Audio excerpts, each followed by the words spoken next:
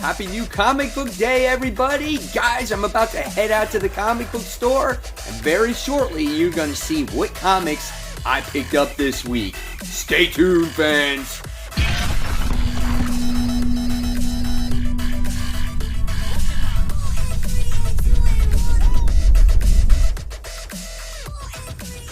Hey, all you webheads out there, welcome back to Comic Book Corner 2.0. And fans, you're back with me, Mike Spider Slayer, getting ready to bring you Spider Slayer's comic book haul. This is episode 410, and this is the video series where each and every week I show you, the fans, which comic books I pick up at the comic book store. So, at any time, guys, if you like this video, please give it a thumbs up, subscribe to the channel, and don't forget to hit that bell so you don't miss any daily content from me. That's right, guys. And also, if you want to become a true webhead, fans, join my Facebook group page called Comic Book Corner 2.0. Webheads unite, as you guys get to see all kinds of cool behind the scene things, kinds of new breaking news stuff that comes out, all kinds of little goodies that you wouldn't see on YouTube. So again, it's free, it doesn't cost anything. I'll put the link in the description box below. All right, so here we go, guys. Here is the mysterious black bag, and everyone, I want to thank you for caring about my left eye, about how giving me the well wishes and stuff like that. So thank you so much. It's nothing serious. It's no major infection. There's no scratch in the eye. It's just a really bad irritation that hurts like hell, and I gotta take some medication for it. So here we go. Here it is, the mysterious black bag. Let's see what's inside of it today. There we go. There are the books. So let's see where we're gonna start off today. So first thing we're gonna start off is with Marvel Comics' X-Men. This is issue 6. This one looks like it's going to feature Mystique more. As we got to see in the last issue, our X-Men actually go into like this different, like, I don't know, like place that was connected to a sentinel or whatnot. But then it looks like, I don't know if we're getting away from that, or I don't know. Every time the story changes just a little bit, but nevertheless, X-Men continues to be my second favorite title when it comes to these X books.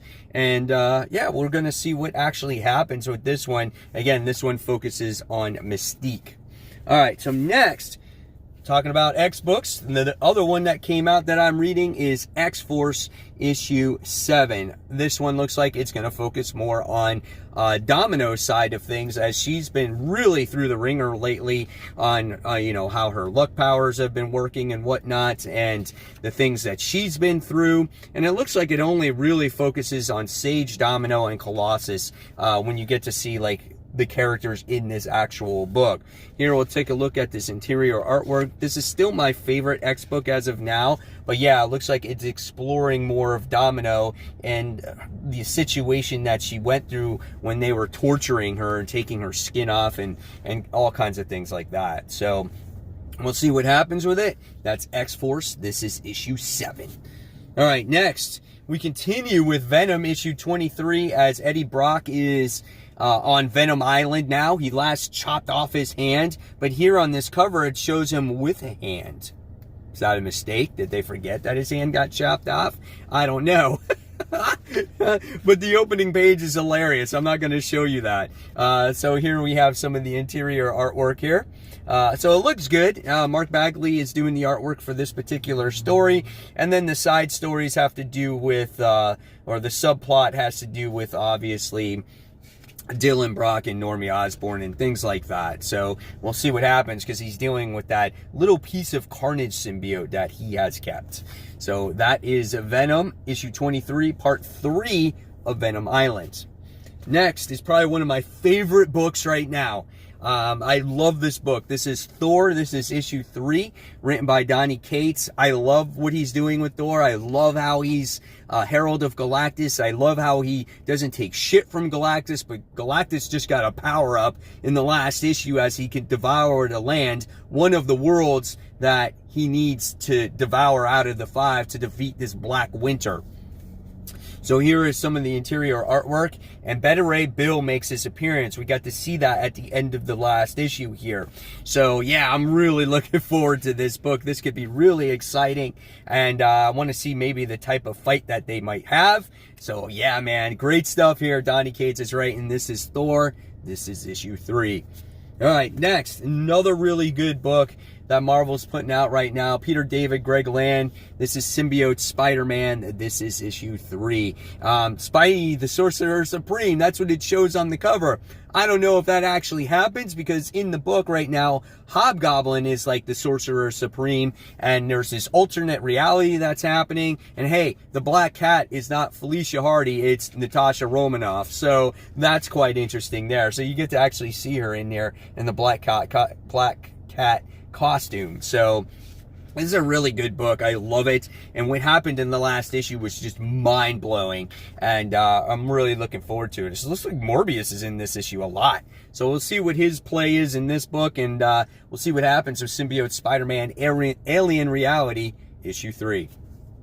Next, we have another solid book. This is Star Wars: The Rise of Kylo Ren. This is part 3 of the series, as Ben Solo is slowly turning to the dark side and being manipulative by Snoke. Okay, and you get to witness that. And then it looks like we get to see some of the Jedis are going to confront Ben Solo in this issue to try to, a desperate attempt at trying to save him from going to the dark side and whatnot. So it's a good book. Maybe we'll see a little bit more of Luke Skywalker in the history of Ben and Luke on how their falling out began. So that's what I would be really curious to see. So this is The Rise of Kylo Ren, issue 3. Next, the continuation of Morbius, the Living Vampire. These covers are always really nice looking. Here in this series, we've seen Morbius try to cure himself again. That's what he seems to do. And then what's going on here is he's become something much more than what he was ever before. And he's kind of sucked in Spider-Man's blood, okay? And it helps him with healing and whatnot. So they have agreed to work together to see if they can come up with a cure. It's quite an interesting story. And again, Spider-Man plays a role in this book, so it wouldn't be a Spider-Man book if it's not Spider-Man in it, right? So this is what kind of makes the book quite interesting. I don't know how long this book can go on for, like what's the long-term goal for this book, or if its intention is to go long. I don't know. We'll see. That's still yet to be determined. I don't know who else is reading it, but this is issue 4, and it's not quite half bad. All right, next, we finally get the second issue to Marvel's X. This is issue 2, as an apocalyptic situation that has happened in this world. We see this young boy who idolizes heroes. All the people that he's loved has succumbed to this this apocalyptic situation, and now he's trying to find some heroes to help him.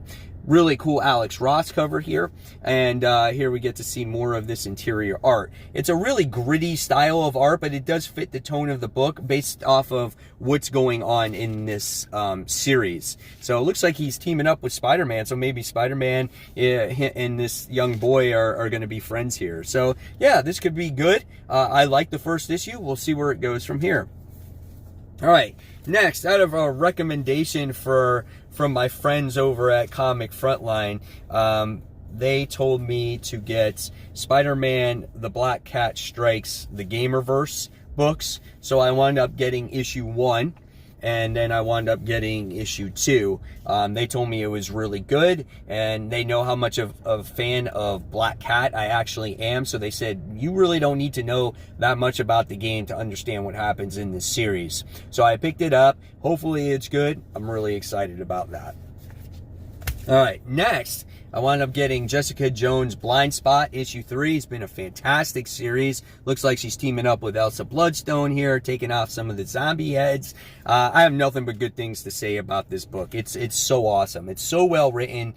Kelly Thompson does a great job at writing Jessica Jones. It's absolutely gorgeous, and it's perfect, and I can't wait to read this next issue. So if you guys haven't checked it out yet, go ahead and check it out. I don't think you'll be disappointed with this one.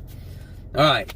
So, Iron Man 2020 is the next issue here. This is issue 2. You gotta love all these fluorescent covers that they come up with this Iron Man series. Issue 1 grabbed me enough to continue with issue 2. Now, if issue 2 is not that good, I'm probably gonna drop it, but we'll see what happens with it. This is a series where it's really on the fence. It's about these machines taking over the Earth, and then there's this weird-ass gigantic machine that's looking to take over Earth as well. I don't know, it's kind of out there a little bit, but I want to see what this story really has to offer. I want to see if I can get into it. If I can't get into it, like I said, I got no trouble at all actually dropping it. So we'll see what happens. Iron Man 2020, this is issue 2.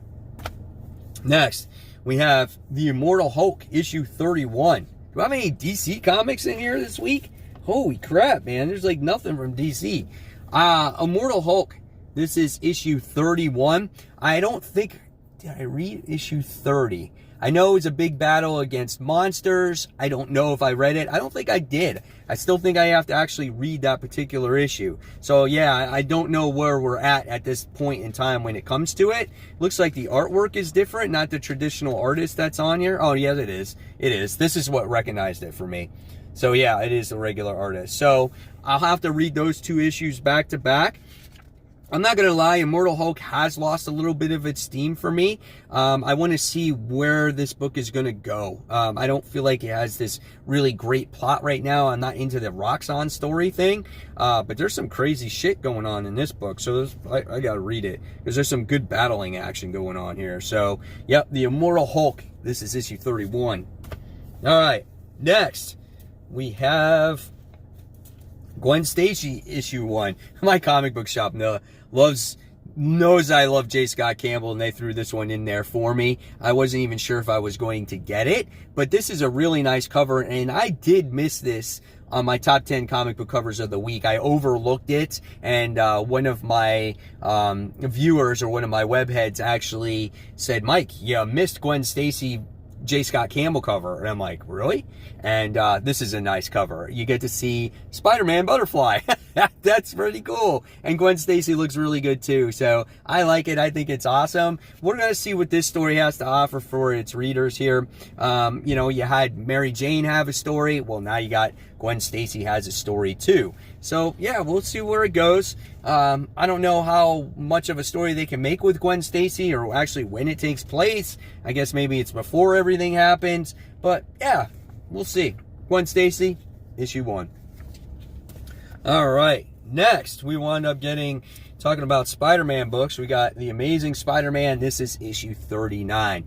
Is J. Jonah Spider-Man's worst enemy again? But it's not intended to be that way. It's like J. Jonah is spilling the beans here on Spider-Man, on all his top secret SHIELD mission stuff that he's doing with his sister. But the last issue was really great as we get to a little lesson of modern day journalism and how people act and how they write their stories. And I thought it was really cool. Nora Winters is back in this book, and I feel like this book is kind of back to where it was when it first started. That whole Spider-Man 2099 nonsense was just like a bump in the road, but it looks like they're doing a podcast together, which I think is awesome. So I'm really looking forward to reading this book and seeing what it has to offer this time around. All right, so next we wound up getting another X-Men issue 6, but there was only 2 copies of this and I had to get it. This one is the Brooks variant when it comes to the Dark Phoenix, 40 years. Yeah, man, this was there and I had to get it, and it was $5. It wasn't like they were overcharging for it or anything like that. So I made sure I got it. If it was there, I was like, yeah, I'll get it. And it was for a reasonable price. It's only $1 more than what I would have, than a normal issue. So I'm excited to have that in my collection. All right. So now we're at DC. So DC, and this is not even really, this is a Joe Hill book. So we got the Dollhouse Family. Yeah, this is issue, where are we at on this? 4. Really great story, man. It's creepy as hell. You have to read issue 1, but it's about this creepy-ass dollhouse that has living dolls inside of it, and this girl is connected to this dollhouse forever. And it's kind of like a miniature version of Lock and Key almost, you know? This house has some crazy history. Like, look at the artwork in this book. It's just creepy as all can be. I definitely say pick it up if you haven't read it yet. It's just an awesome, awesome story. So there you have it. That's Dollhouse Family. This is issue 4. And then I got this Batman Pennyworth Rest in Peace one-shot. I wasn't sure if I was really going to get it, but since there wasn't that much DC, I did decide to get it after all.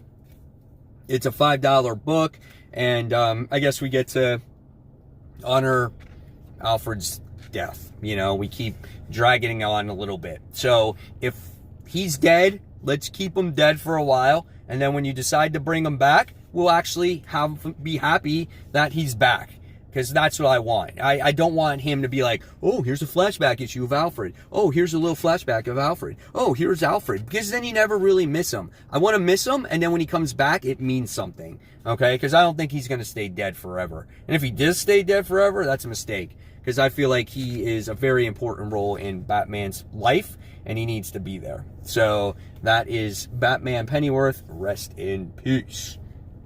And last but not least, same thing. I wasn't going to buy this one, but they had the variant cover of this. Let me take it out of its plastic. This is Harley Quinn and the Birds of Prey by Amanda Connor and Jimmy Palmionetti. I can never say his name right. But I love the cover here. The cover is absolutely gorgeous, and I had to get it just for that cover alone. They had the standard cover, but this one trumps that. So yeah, really excited to get that particular cover. And here is the artwork. So if you know Harley Quinn, right, that series, that's what you can expect the artwork to be in this particular book as well. So there it is, guys. There is the haul for the week. Hopefully you guys enjoyed it. Now, I'd love to hear in the comment section below what books you picked up for the week. Maybe some of the ones that you're most anticipating reading the most. And fans, as always, thank you so much for watching Comic Book Corner 2.0. Again, thank you for those get well wishes. Don't forget to sign up for that Facebook group page. It's in the descriptions box below. And fans, until next time, this is Mike Spiderslayer signing off. Thanks for watching, guys. Take care. Bye.